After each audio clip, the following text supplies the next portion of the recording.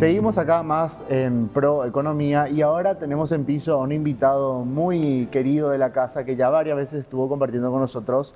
Estamos hablando del abogado Víctor Pavón, doctor en Derecho, que también tiene una maestría en Economía para discutir, para hablar un poco de cómo está la economía a nivel país y no solamente eso, sino algo creo que arrancó ahora, pero el proceso no termina hasta diciembre, si es que se aprueba, que es el presupuesto general de la Nación para el 2026 acá en Paraguay. Entonces, Víctor, ¿qué tal? Te saludo, muchas gracias por estar acá. ¿Qué tal? ¿Cómo estás, Domingo? Realmente es un gusto compartir con todos ustedes, con toda la enorme audiencia. Víctor, estuvimos charlando un poquito antes de ahora entrar al aire y vos comentabas un poco que sos de la escuela austriaca a nivel de tu formación, ¿verdad? Así Tu mismo. pensamiento y tu alineación. El déficit fiscal es un tema un poco polémico porque hay mucha gente que dice que el déficit fiscal no hay que directamente tener o que es difícil que un Estado pueda mantener un déficit fiscal alto. Paraguay ahora apunta para el 2026 como tener el déficit fiscal en el 1,5%. ¿Cuál es tu opinión a grandes rasgos sobre eso? Bueno, en primer lugar, yo creo que el gobierno logró algo muy importante, que es la de volver a la ley de responsabilidad fiscal, que fue aprobada en el 2013, una ley pero importantísima que tuvo elogios incluso a nivel internacional. Y esto es muy importante porque al reducirse ostensiblemente el déficit fiscal y establecerlo de acuerdo a la regla que se estableció en nuestro país, pues significa que nosotros estamos emitiendo una señal positiva a los mercados, tanto nacionales como extranjeros. Claro, Personalmente creo, desde luego, que el 1,5 ya es un logro. No voy a de ninguna manera desacreditar, sino que elogiar. ujú. Pero también debo decir que ojalá muy pronto nosotros podamos establecer también como una regla institucional un déficit de categoría 0%. Ahí justo está la pregunta que te quería hacer, porque, por ejemplo, tenemos a Javier Milei, nuestro vecino de al lado, ¿verdad?, que justo ahora está visitando el país, que él de alguna manera su objetivo es el déficit fiscal cero, Así ¿verdad? mismo. Y muchos economistas o políticos dicen que eso es casi como imposible o una utopía, por así decirlo. Sin embargo, ¿usted cree que es algo posible eso, el déficit fiscal cero?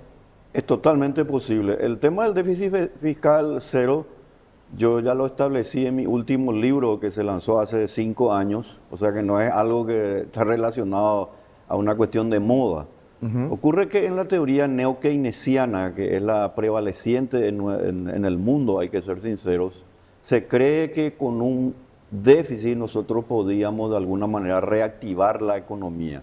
Y de esta manera, con una pequeña dosis, digamos, de emisión monetaria o directamente utilizando lo que se denomina los impuestos o directamente parte de la deuda, nosotros podríamos hacer circular más dinero, lo cual obviamente no es cierto, porque sencillamente lo que nosotros estamos creando es una burbuja innecesaria. Y Ujú. además que el déficit, ¿qué significa para la audiencia que obviamente probablemente los términos técnicos les puede hacer un poco más, no tan reconocidos, digamos? Significa gastar más de lo que se recauda. Ujú. Entonces, desde el punto de vista de lo que se llama un gobierno de carácter republicano, democrático, tenemos que respetar el dinero de la gente. Ujú. Un déficit significa que nosotros estamos gastando más de lo que se recauda. Ahora, la pregunta que tenemos que hacernos es cómo vamos a financiar el déficit. Y hay solamente tres maneras: más impuestos o creando nuevos tributos, aumentando los impuestos, emitiendo a través del Banco Central y obviamente a través de más endeudamiento.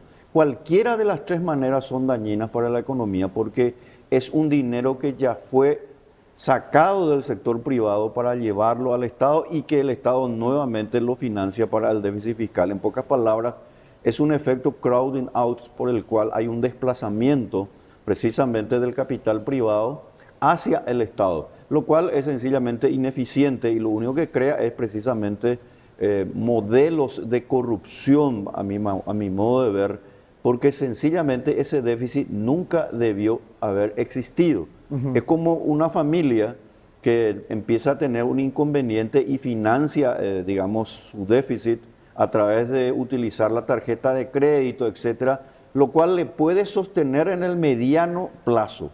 pero más allá de eso se convierte en un problema mayúsculo. Víctor, nosotros venimos también trabajando para poder ir mejorando en cuanto a macroeconomía, ir creciendo también como país. Y eso también afecta o implica también algo para poder lograr ese crecimiento esperado. Sin duda alguna.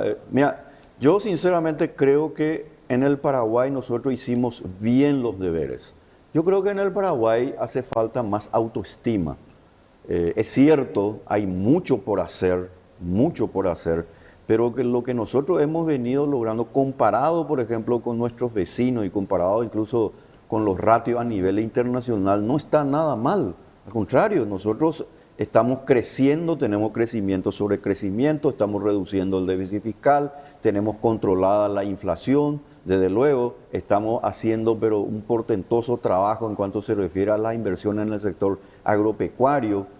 En consecuencia, tenemos mucho para decirle al mundo. Ahora bien, tomando en cuenta que el Paraguay es un país mediterráneo de 7 millones de habitantes, nosotros tenemos que sí o sí hacer reformas mucho más profundas de las que incluso en los 10 proyectos que fueron remitidos al Congreso por parte del Ejecutivo, que me parece están muy bien, gran parte de ellos, pero tenemos que hacer reformas mucho más profundas. Por ejemplo, el déficit cero. Y un tema que yo quiero insistir aquí así brevemente es el tema de la reforma del sector eléctrico, donde se hace mucho hincapié. Yo reconozco a la generación de electricidad y también se dio posibilidades a que el sector privado pueda ingresar en la transmisión, pero ocurre que hay un problema.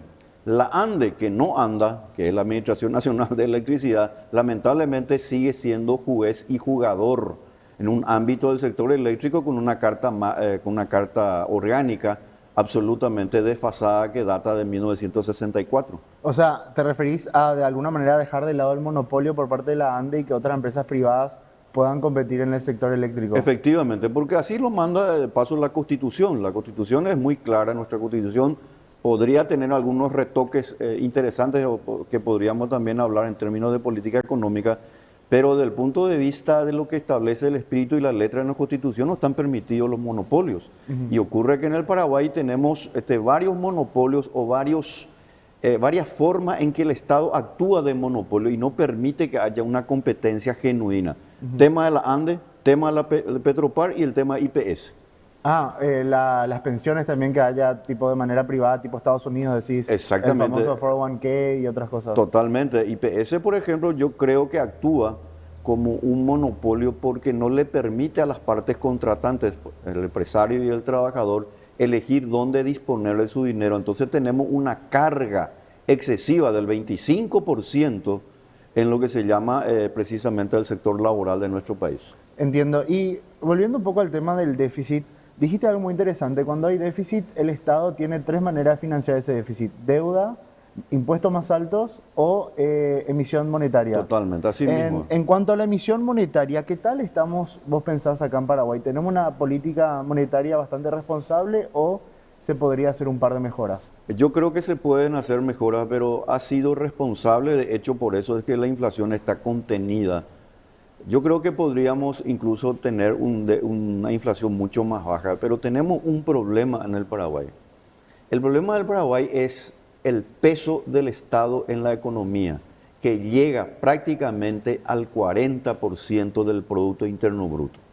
Tanto el presupuesto como la deuda pública son como lastres que están de alguna manera impidiendo que la economía paraguaya pueda moverse a una caja. Yo suelo hacer este siguiente símil, esta analogía.